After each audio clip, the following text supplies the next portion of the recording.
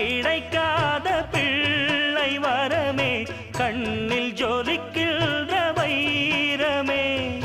கோடி கொடுத்தாலும் உன்னை போல செல்வம் கிடைக்காது வாழ்விலே.